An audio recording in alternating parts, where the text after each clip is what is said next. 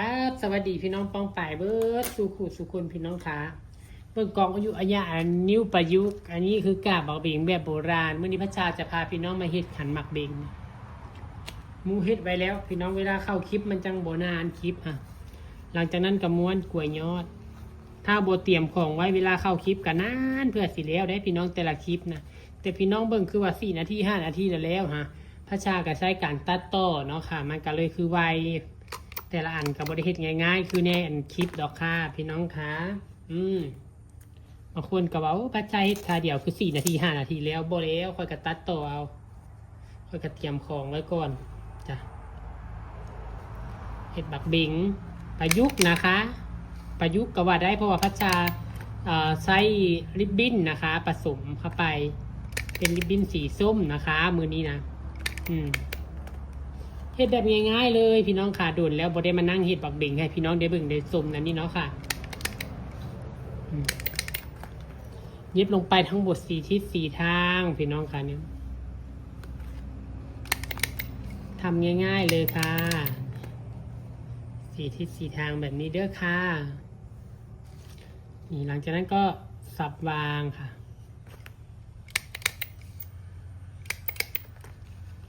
สับวางเราจะทำเป็นขันหมักเบง8 ทิศนะคะพี่น้องคะอันนี้ก็สับวางไปก่อนให้จำไว้ว่าใช้ชั้นละ4 กาบสับวางไปสับวางมาก็จะได้8 ทิศนะคะจักใบตองจะพอบ่พอ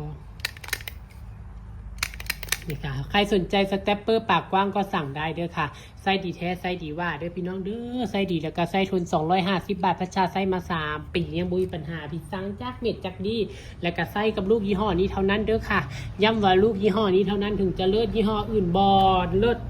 นะคะบอดเลิศนะคะลูกยี่ห้ออื่นจังไหนสิวะนั้นเดี๋ยวนี้นะคะเรื่องจริงยี่ห้ออื่นมันจะฝืดโมเมนต์ว่าเจ้าของว่าโอ้ยเจ้าของเอามาขายก็ว่าดีไปซื้อใส่ก็ได้บ่จำเป็นต้องซื้อกับพัชชาแต่ย้ำว่าเป็นยี่ห้อ SDI นะคะพี่น้องสิได้รู้ถึงความแตกต่างFC พัชชาค่ะเจ้ากระทักมาซื้อลูกกันหลายเด้อค่ะบ่ได้เอาสเต็ปเปิลคือว่าซื้อสเต็ปเปอร์ไปลองแล้วบัดนี้ก็มาซื้อลูกค่ะนะก็หลายคนพี่น้องค่ะเพราะว่าหยังเพราะว่าลองกับหลายยี่ห้อแล้วยี่ห้ออื่นมันฟืดอีหลีบ่แม่นตังเว้าค่ะยี่ห้อนี้มันจะม้อนมือมันจะคมพร้อมค่ะคมพร้อมหลังจากนั้นเรากับปิดตรงนี้ไว้ค่ะพี่น้องคะปกปิดตรงไม่สวยไม่งามอยู่ไว้แล้วก็เย็บลงไปนี่ค่ะเย็บลงไป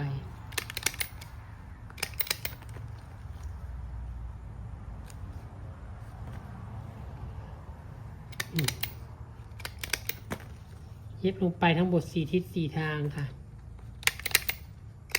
บอต่อไปเราก็มาต่อตัวนี้เข้ามา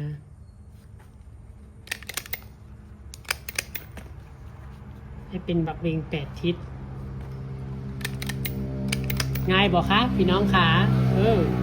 บ่ยุ่งบ่ยากเนาะค่ะนั่นพี่น้องว่าโอ้ยแหงเบิ่งแหงงงค่ะสิวะบ่ยุ่งบ่ยากค่ะพี่น้องขาเฮ็ดง่ายๆสไตล์พัชชาเลยนะคะนี่ก็เรียงกันลงมาเลย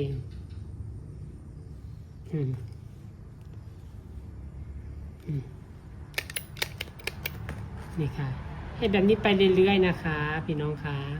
จนรอบขันบักเบงหรือว่าได้ขนาดตามที่เราต้องการนะคะเราอยากได้นิ้วกี่อันก็แล้วแต่เราเลยนะคะพี่น้องคะ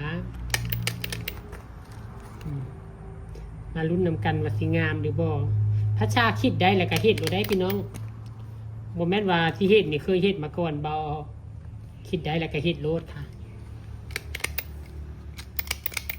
บ่แม่นว่าเคยเฮ็ดมาก่อนนะคะนั่งคิดแล้วก็โอ้ยอยากลองเฮ็ดเบิ่งดิสิสวยสิงามบ่ยุ่งบ่ยากมันบอกพี่น้องคะลองไปเฮ็ดเบิ่งเด้อพี่น้องเด้อพัชชาตัดต่อมาจากสิพอบ่นี่เรียงซับว่างไปเรื่อยชั้นละ4 กานะคะใส่มือกำไว้พร้อมเวลาเฮ็ดก็ได้มันจะเป็นรูปเป็นทรง ถ้าเราปล่อยมือบ่กลับมันก็บ่เป็นรูปเป็นทรงนิ้วบ่ต้องม้วนยาวเด้อนิ้วริบบิ้นนี่ค่ะม้วนคำพอดีอย่าม้วนยาวหลายมาสเต็ปเปอร์นี่กลับค่ะสเต็ปเปอร์ดีสเต็ปเปอร์คมเฮ็ดอย่างกะง่ายพี่น้องถ้าสเต็ปเปอร์บ่ได้เรื่องยิบไปยิบมาแหละกาลูกแม็กเบี้ยวลูกแม็กงอยิบบ่ลงยิบบ่เข้าเฮงมาเจอกับริบบิ้นเฮงยิบบ่เข้ามีบ่พี่น้องเคยเจอบ่แบบนี้ตะเกียบเฮางุดยิดในการทำงานนะคะเจ้าขาตอนนี้ก็เสร็จเรียบร้อยนะคะขันหมากเบงประยุกต์นิ้วประยุกต์นะคะริบบิ้นนะคะนี่ค่ะอันนี้พัชชาทำแค่5 นิ้วใครจะทำ7ทำ9ก็แล้วแต่เลยนะคะพี่น้องขาโทรศัพท์เข้ามาและลูกค้าโทรมาสั่งสเต็ปเปอร์พี่น้องจ๋าพบกันคลิปหน้าจ้ะไปแล้วจ้าสวัสดีค่ะฝากกดแชร์ด้วยค่ะ